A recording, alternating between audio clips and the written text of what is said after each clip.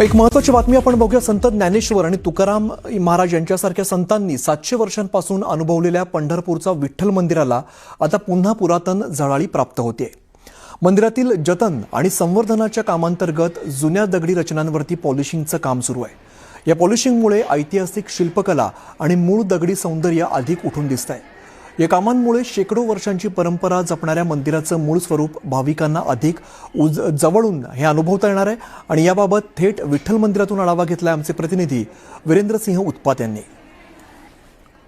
श्री विठ्ठल रुक्मिणी मंदिराचं जतन आणि संवर्धनाचं काम अंतिम टप्प्यात आलेलं आहे आणि जे दगड आहेत, दगडी शिल्प आहेत, त्यांना शेवटचं पॉलिशिंग करण्याचं काम हे आता सुरू करण्यात आलेलं आहे, जेणेकरून शेकडो वर्षाचा हा ठेवा जो आहे तो इथून पुढे शेकडो वर्ष जतन करून राहणार आहे।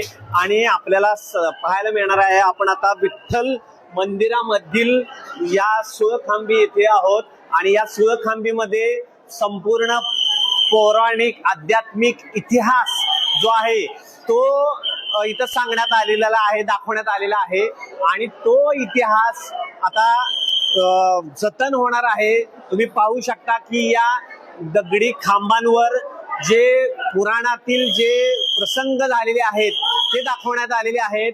या ज्या ह्याच्यावर शेषशाही भगवान हे जे चित्र आपण दाखवण्यात येतं ते हे चित्र आहे आणि अशा प्रकारे कालिया मर्दन आणि असे जे पूर्ण आपली सनातन हिंदू संस्कृतीमधील ज्या आपला जो इतिहास आहे तो आहे श्रावण बाळ जे आहेत ते इथं दाखवण्यात आलेले आहेत आणि असे अनेक जे शिल्प आहेत या दगडी खांबांवर कोरण्यात आलेले आहेत आणि त्याचं आता पॉलिशिंग करण्यात येत आहे, जेणेकरून हा इतिहास आपल्या विठ्ठल भक्तांना परत एकदा व्यवस्थितरित्या बघता यावा आणि त्याचा ठेवा जो आहे तो कायमस्वरूपी राहावा हा त्यामागचा हेतू आहे। व्हिडिओ जर्नलिस्ट अजित देशपांडे सोबत वीरेंद्रसिंह उत्पात, न्यूज 18 मराठी, पंढरपूर।